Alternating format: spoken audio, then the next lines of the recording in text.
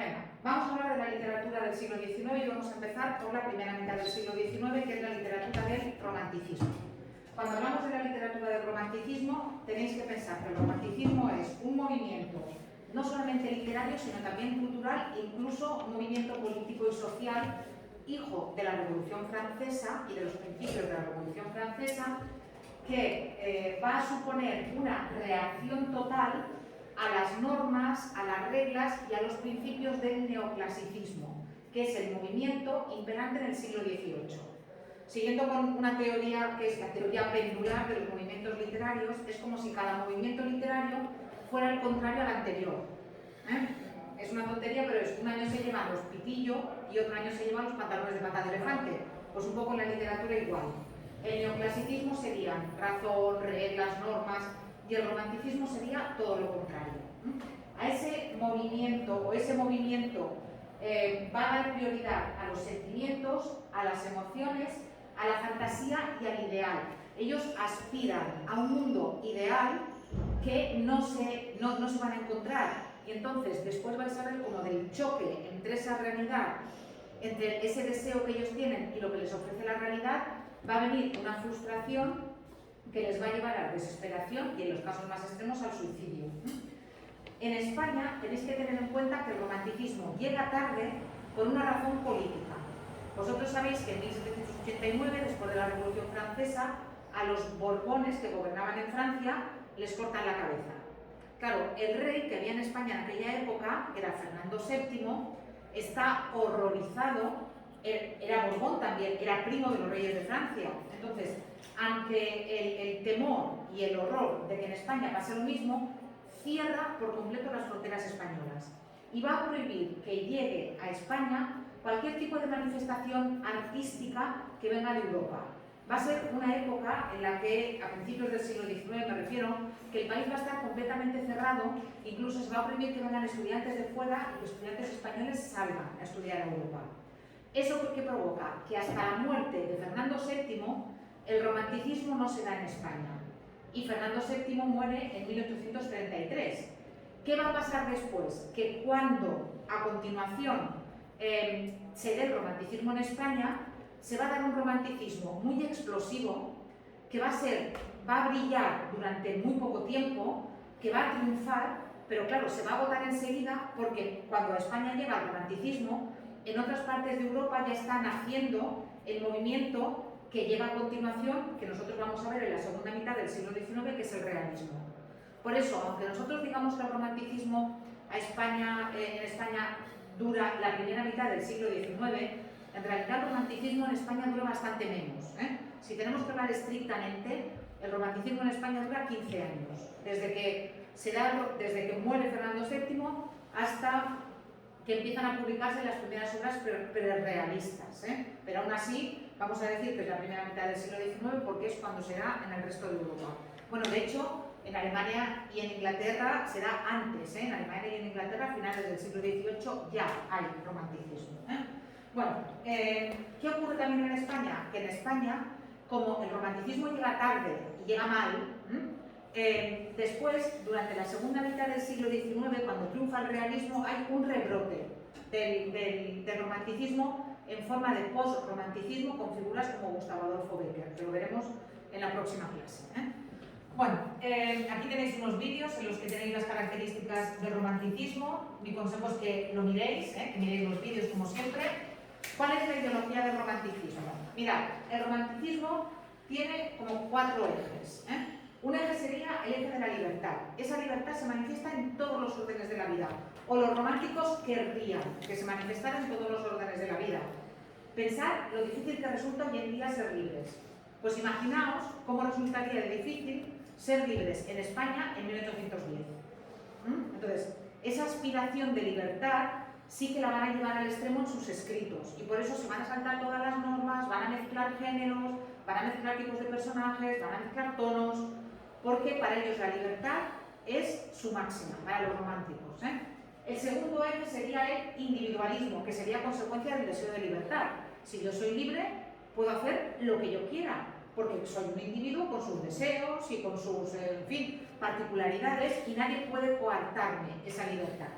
Ese individualismo se ve en el cuadro de Friedrich el caminante sobre el bosque de nubes, que tenéis en el vídeo, en el primer vídeo anterior, donde se ve muy bien una figura central, de espaldas al espectador y con el yo como centro absoluto del cuadro.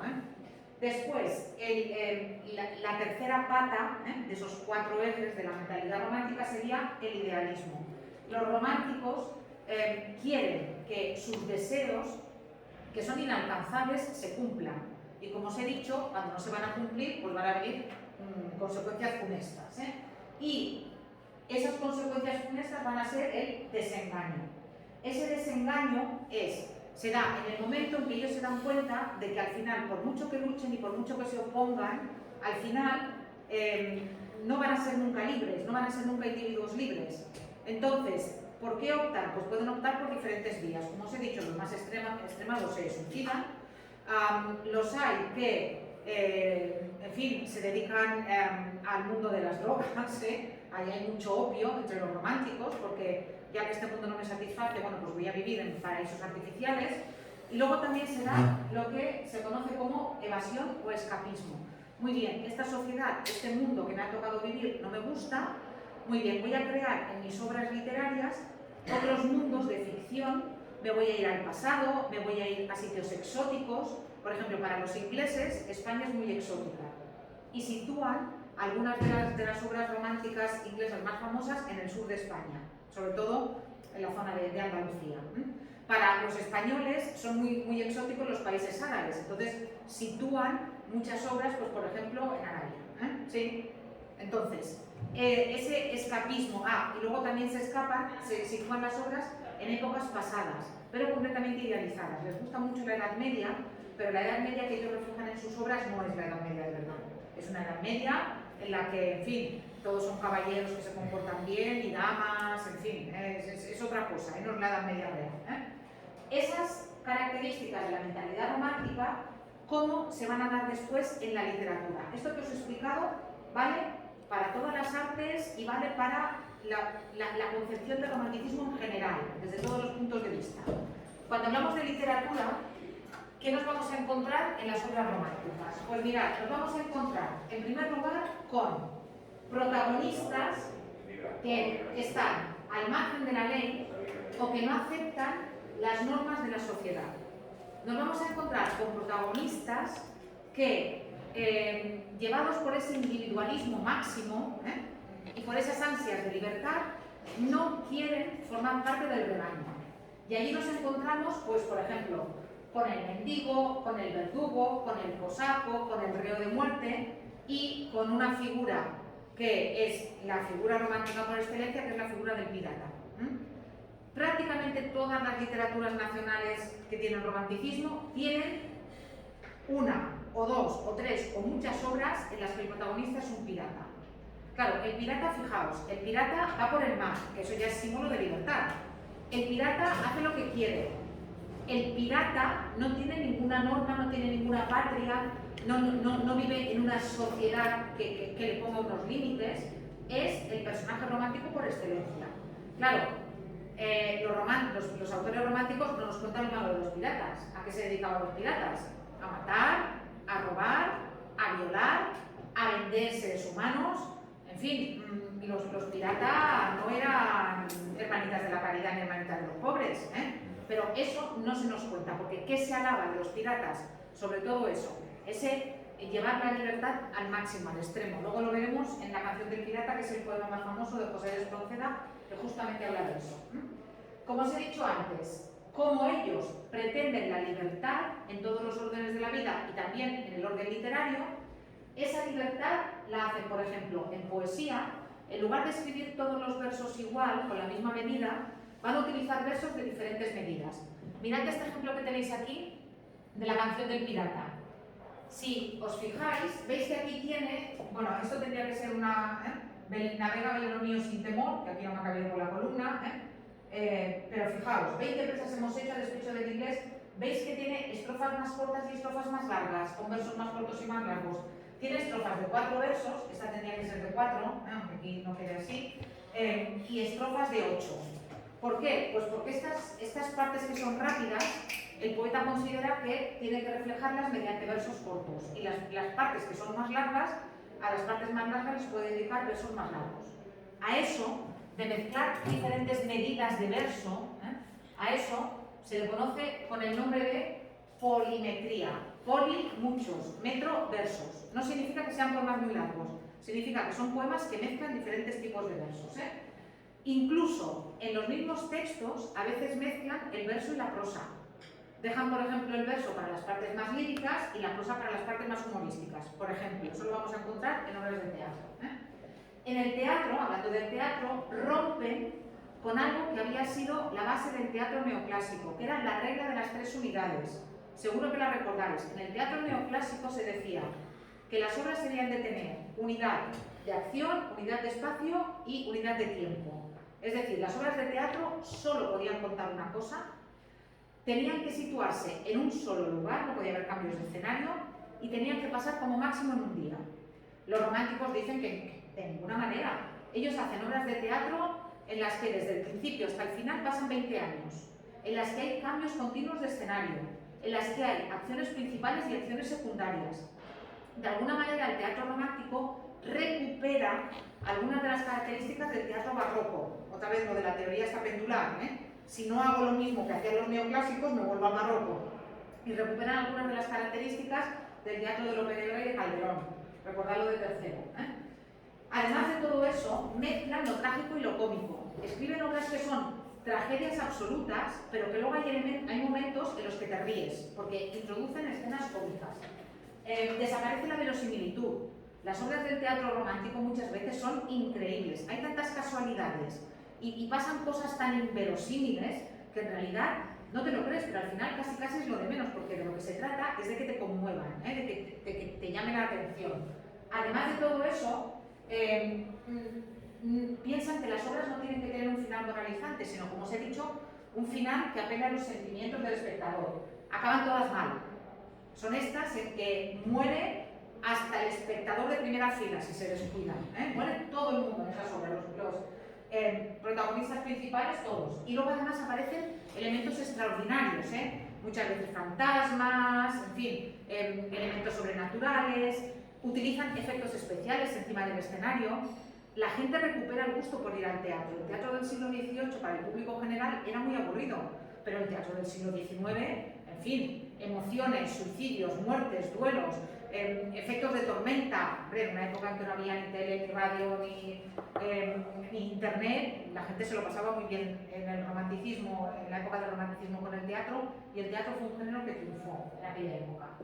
Aparte de todo eso, les encantan los ambientes románticos. ¿Y cuáles son los ambientes románticos de verdad? Tenebrosos, nocturnos. Cuando aparece la naturaleza, es una naturaleza violenta y desatada. Tormentas, huracanes, truenos, rayos, eso es lo que les gusta. Muchas veces también nos vamos a encontrar con paisajes en ruinas, con cementerios y, atención, algo que hoy en día se ve en muchas películas y en muchas series, lo que se conoce como la falacia patética. Fijaos en las películas, cuando hay un entierro, llueve.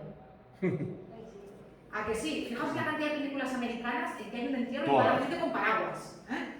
Cuando el chico y la chica se conocen, ¿qué tiempo hace? Sol radiante. Cuando el chico y la chica rompen, tormenta. Cuando el chico o la chica están tristes, llueve. Vale, eso lo inventan los románticos y eso se le conoce como falacia patética, que es que la naturaleza se acompase a los sentimientos del protagonista. Fijaos, eso sí que es un rasgo de egocentrismo de los románticos, O sea, yo estoy tan triste que hasta llueve, yo estoy tan alegre que hasta sale el sol. Bueno, pues ese es un rasgo romántico que, si os fijáis, se sigue dando hoy en día. Aparte de todo eso, nos vamos a encontrar con personajes con fuerte personalidad, no solamente los que están al margen de la sociedad, sino en general los protagonistas. La ambientación, como os he dicho, en el escapismo lugares exóticos o lejanos en el tiempo, sobre todo en la Edad Media, el poco aprecio a la vida, con expresiones como a mí que me de la muerte, que venga la muerte, yo prefiero vivir libre y morir joven que aceptar las normas de la sociedad y morir viejo, cosas como esas. Y después, con la aparición de elementos fantásticos, muchas veces relacionados con el sueño y el subconsciente. Tenéis aquí un texto romántico famosísimo, que es La canción del pirata, en la que vais a poder ver muchísimas de estas características. Yo ahora no lo voy a leer, esos van a ser vuestros deberes para el próximo día, leer el texto de La canción del pirata. Si lo queréis escuchar y clicáis aquí, os vais a encontrar con una versión musicada de un grupo que se llama Tierra Santa, que hace una muy buena versión de La canción del pirata. No lo voy a leer, pero me voy a parar solamente en el estribillo del texto. Fijaos lo que dice el estribillo. Está hablando un pirata, ¿eh? ¿Qué es mi barco? Mi tesoro. ¿Qué es mi Dios? La libertad. Mi ley, la fuerza y el viento. Mi única patria, la mar. Esta es probablemente una de las mejores definiciones que se puede dar de romanticismo. No importa ir a tanta teoría, cuando uno va aquí a este texto. Fijaos también, por ejemplo, que en un momento dado, mirad lo que dice, en un momento dado con lo del desprecio a la vida. Mirad lo que dice: sentenciado estoy a muerte, yo me río. No me abandone la suerte, y al mismo que me condena, colgaré de alguna antena. Una antena es un palo en un barco, quizá en su propio navío. Y si caigo, ¿qué es la vida? Por perdida ya la di cuando el yugo del esclavo como un bravo sacudí. Es decir, cuando decidí abandonar la esclavitud y vivir en libertad total, ya contaba con que probablemente moriría joven. Pero me da igual, porque si tengo que vivir sin libertad, es como si no viviera. ¿De acuerdo? Por tanto, esto sería un muy buen ejemplo de poesía romántica. Y José de Espronceda, como os dicen en el primer vídeo, tuvo una vida absolutamente romántica. Además, también es de los que murieron muy jóvenes. Estuvo condenado a muerte porque fundó durante la época de Fernando VII lo que hoy en día sería un partido político. Entonces no había partidos políticos, que se llamaban los numantinos, era una sociedad secreta. Luego se enamoró de una mujer casada con un militar. Ella se fue a Portugal con su marido cuando, en fin, la época de Napoleón, para luchar allí. Y él se fue buscando a la mujer, a Teresa Mancha, que se llamaba así, y subió por un balcón una noche y se la llevó, y se volvieron para España, y vivían juntos sin estar casados. Y no solamente eso, encima de él lo contaba en los periódicos. Él contaba su vida en los periódicos en forma de poema, iba contando, luego ya lo abandonó, tuvieron una hija, en fin, y él lo iba contando en los periódicos, como os digo, en forma literaria. Pero claro, eran las redes sociales de la época, o sea, la gente iba allí a leer algo que le estaba pasando en Espronceda con Teresa Mancha. Ya os digo, él mismo es un ejemplo de vida romántica, mejor que nadie. Vale, ¿qué más nos encontraríamos? Aparte de la poesía del romanticismo, que como os he dicho, es este tipo de poesía que no sigue normas, que no sigue reglas, que mezcla versos, que va a utilizar personajes misteriosos, que va a utilizar la libertad como tema máximo, ¿sí? Y el escapismo también, como segundo tema.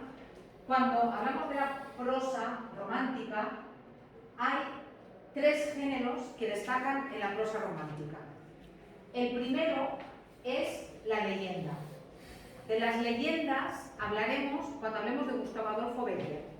Os he dicho que el romanticismo, que en España dura muy poco por razones políticas, llega tarde y mal, rebrota después durante la segunda mitad del siglo XIX en forma de los autores postrománticos, con Rosalía de Castro y sobre todo Gustavo Adolfo Bécquer a la cabeza, ¿sí?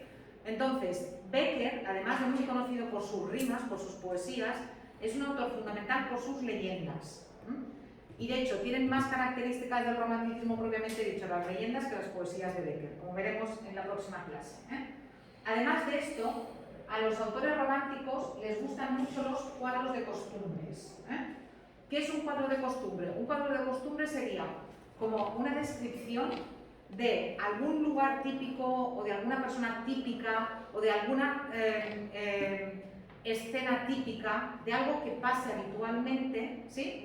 Pero retratado con gracia, con estilo y a veces con una finalidad crítica. Con finalidad crítica, por ejemplo, escribe cuadros de costumbres Mariano José de Larra. Luego os hablaré un poquito de Larra, ¿vale? Y el tercer género de la prosa que tiene mucho éxito durante el romanticismo es la novela histórica. La novela histórica, que hoy en día es un género que está muy de moda, la novela histórica la inventan los románticos. Hasta los románticos no había novela histórica. Vosotros sabéis que una novela histórica es una novela que escrita en una época determinada está situada en una época anterior. ¿Sí? Si yo ahora escribo una novela sobre el siglo XIX, será una novela histórica. Si en el siglo XIX escribían una novela sobre el siglo XV, era una novela histórica. Pero hasta el siglo XIX no había novelas históricas. Los autores hablaban sobre su realidad cercana, o muy pocos años atrás. Pero los románticos se inventan, en ese escapismo que os he dicho de situar las obras en épocas que les atraen más, como la Edad Media, se inventan ese género que ya os digo, que hoy en día sigue siendo uno de los géneros más populares. ¿Sí? Dentro de la prosa, el autor que a mí me gustaría que recordarais es este autor que tenéis aquí, que es Mariano José de Larra. Fijaos en las fechas de nacimiento y de muerte. Nació en 1809 y murió en 1837. O sea, se suicidó porque se suicidó con 28 años. En Madrid hay un museo que es el Museo del Romanticismo. Y en el Museo del Romanticismo se conserva la pistola con la que Larra se quitó la vida. Además, se suicidó delante de un espejo. Es curioso, ¿eh? Parece ser que porque quería llevarse a la tumba, no lo sabremos nunca, no se lo podemos preguntar, pero parece ser que porque quería llevarse a la tumba su cara de horror cuando la bala le entrara por la sien. O sea, una cosa muy romántica. Ya me diréis, eso no, es perfectamente romántico, o sea, es que cuadra con el romanticismo, ¿eh? Me quiero llevar a la tumba, ya que esta vida me ha tratado tan mal y ha sido tan desastrosa, me quiero ir con esa imagen de horror también, ¿eh? Y Larra, a pesar de su corta edad, de su corta vida, de la edad con la que murió, es uno de los nombres más destacados dentro de la literatura del siglo XIX en España, fundamentalmente como periodista. Escribió algunos artículos periodísticos que son verdaderos cuadros de costumbres, en los que él retrata la sociedad española de su época, cómo eran los usos y costumbres de ese momento, pero siempre con un sentido crítico. También escribió alguna novela histórica y alguna obra de teatro, pero lo fundamental son estos escritos, que muchas veces publicaba en periódicos que él mismo creaba. Tuvo además siempre muchísimos problemas con la censura, tuvo muchísimos problemas también, no se metió en política, tuvo también muchos problemas amorosos, se casó muy joven, tuvo 3 hijos, el matrimonio fue un desastre, luego se enamoró de otra mujer, bueno, en fin, fue un hombre que a pesar de vivir tan poco, vivió muy intensamente, ¿eh?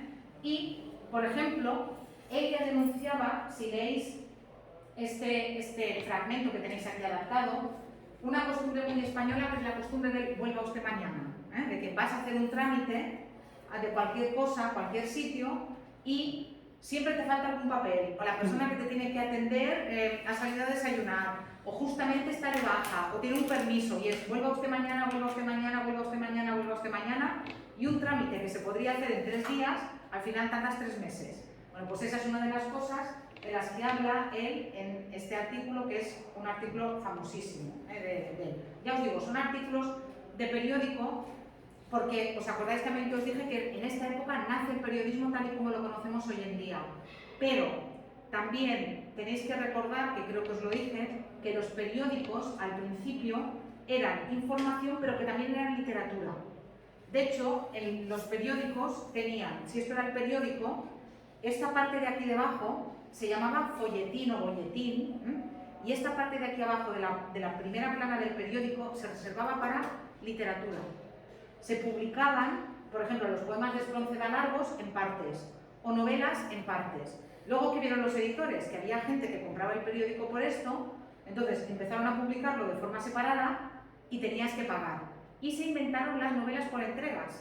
Como si hoy en día veáis una telenovela turca de estas y tuvierais que pagar cada día por ver el capítulo, bueno, pues se hizo así. Entonces, se hacía así en aquella época. Y muchas de las novelas románticas más famosas se publicaban de esa manera, se publicaban en forma de novelas por entrega o folletines. Repito, en su origen el periodismo y la literatura estaban muy ligados, y es solamente a medida que va pasando el siglo XIX cuando se va a separar la información de la literatura, y la obra literaria va a salir del periódico para publicarse de otra manera.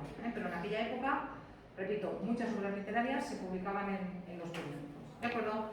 Venga, el próximo día veremos el teatro romántico, que es lo que me queda, y hablaremos también de Becker, y para ir así avanzando.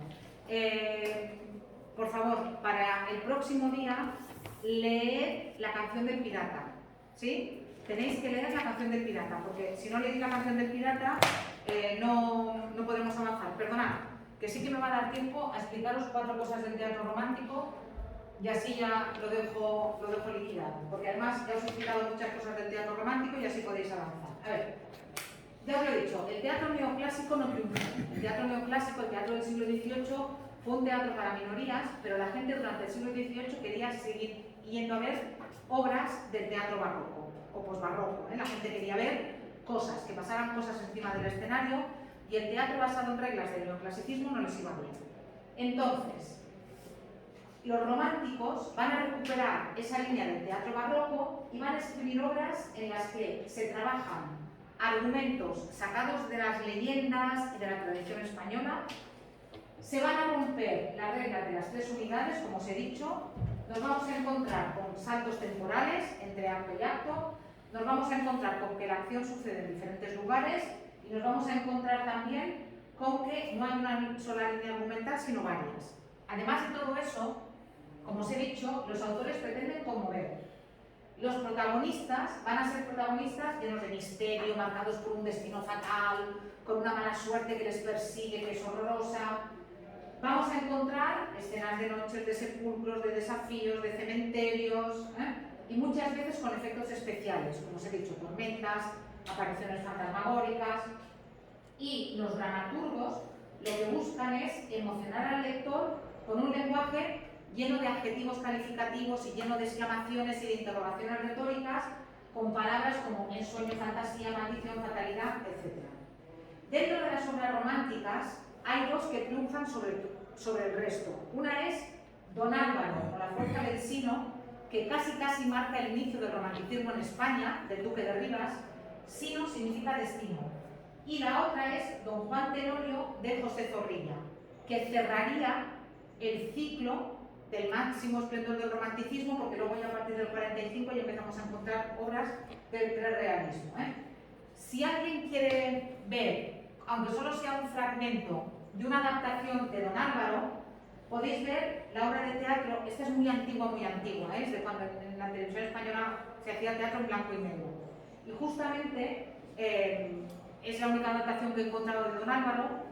Es una obra que hoy en día nos resulta muy extremada y muy pasada de moda, pero que, como os he dicho, triunfó, y de la que el próximo día sí que os contaré un poquito el resumen. Si queréis empezar a verla, la podéis empezar a ver, pero sí que os contaré un poquito el resumen para que veáis a qué me refiero cuando digo que el teatro romántico era extremado. Sí. Entonces, repasar toda la teoría del romanticismo, leer La canción del pirata. Si podéis mirar, aunque solamente sea un trocito de Don Álvaro, y el próximo día sí que cerramos el romanticismo, hacemos Becker y a ver si podemos empezar también con el realismo. ¿De acuerdo? ¿Qué se cree? Venga. Y